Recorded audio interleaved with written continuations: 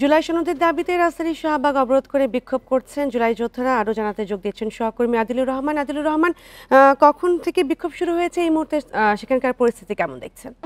দেখুন, দীর্ঘদিন ধরেই আসলে জুলাই সনদের দাবি করে আসছিল জুলাই যোদ্ধা এবং জুলাই যোদ্ধার শহীদ পরিবারের সদস্যরা।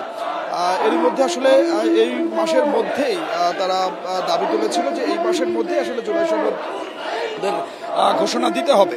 তবে এখন পর্যন্ত আসলে যেহেতু আসলে জুলাই সনদ দেওয়ার বিষয়ে চূড়ান্ত কোনো সিদ্ধান্ত আসেনি এবং আজকে জুলাইয়ের শেষ দিন, সে কারণে আমরা দেখতে পেয়েছি যে 10:15টার পরে এই শাহবাগ মোড়ে প্রথমে জুলাই যোদ্ধা এবং শহীদ পরিবারের সদস্য যারা আছেন তারা ছোট ছোট মিছিল নিয়ে ছোট ছোট দলে প্রথমে এসে শাহবাগে অবস্থান করেন। পরবর্তীতে 10:30টা নাগাদ তারা শাহবাগের যে গোলচত্বরটি আছে সেখানে অবস্থান নিয়ে বিক্ষোভ করছেন এবং সব ধরনের যান চলাচল বন্ধ করে দেওয়া হয়েছে।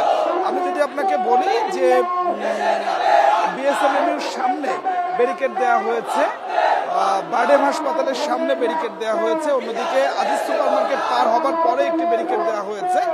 এভাবে করে প্রত্যেকটি সড়কে আসলে একটি করে ব্যারিকেড দিয়ে এই মুহূর্তে তারা তাদের যে আন্দোলন সেই আন্দোলনটি তারা চালিয়ে যাচ্ছেন। এবং আমরা যখন আসলে তাদের সঙ্গে কথা বলছিলাম তারা যেটি বলছেন যে আজকের মধ্যে তাদের এই ঘোষণাপত্রটি দিতে হবে এবং ঘোষণাপত্রের দাবিতে মোটামুটি তারা আবার রাজপথে নেমেছেন।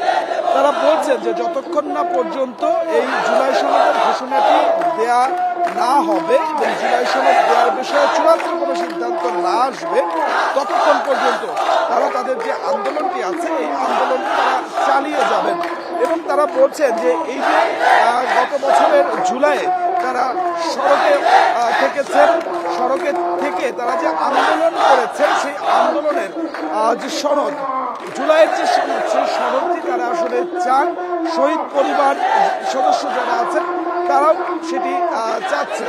আমরা দেখেছি যে গতকালকেও যে কোনো সিদ্ধান্ত আসেনি এই জুলাই সনদ দেওয়ার ব্যাপারে, চূড়ান্ত কোনো সিদ্ধান্ত আসেনি, যে কারণে এখানে যারা আন্দোলন করছেন তারা বলছেন যে তারা বিক্ষুব্ধ হয়ে এখানে অবস্থান নিয়েছেন এবং এই অবস্থান তারা চালিয়ে যাবেন। এবং এই আন্দোলনের কারণে এরই মধ্যে এই শাহবাগটি জানেন যে রাজধানীর অন্যতম একটি গুরুত্বপূর্ণ পয়েন্ট, এই পয়েন্টে সব ধরনের যান চলাচল বন্ধ হয়ে গেছে। তবে কোনো ধরনের কোনো অপ্রীতিকর ঘটনা যাতে না ঘটে এখানে আমরা আইন শৃঙ্খলা বাহিনীর সদস্য যারা আছেন তাদেরকে ব্যাপক সরব উপস্থিতি আমরা আইন শৃঙ্খলা বাহিনীর সদস্যদেরকে দেখতে পাচ্ছি। আমরা আইন শৃঙ্খলা বাহিনীর সদস্যদের সঙ্গে যখন আসলে কথা বলছিলাম আইন শৃঙ্খলা বাহিনীর সদস্যরা বলছেন যে কোনো ধরনের কোনো বিশৃঙ্খলা যাতে না হয় এবং শান্তিপূর্ণ অবস্থান যদি হয়, শান্তিপূর্ণ আন্দোলন যদি হয় সেক্ষেত্রে তারা কোনো ধরনের কোনো বাধা আসলে এখন পর্যন্ত তারা দিচ্ছেন না।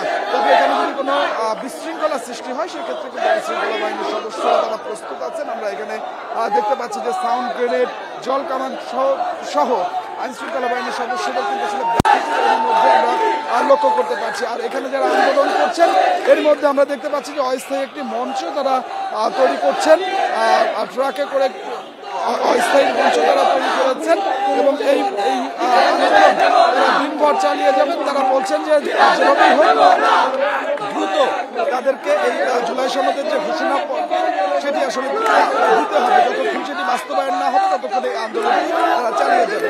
শাহবাগ থেকে আমার কাছে এটি ছিল এখনকার। জুলাই সনদের দাবিতে শাহবাগ অবরোধ করেছেন জুলাই যোদ্ধারা এবং সেই বিষয়ে জানাচ্ছিলেন সহকর্মী আদিলুর রহমান।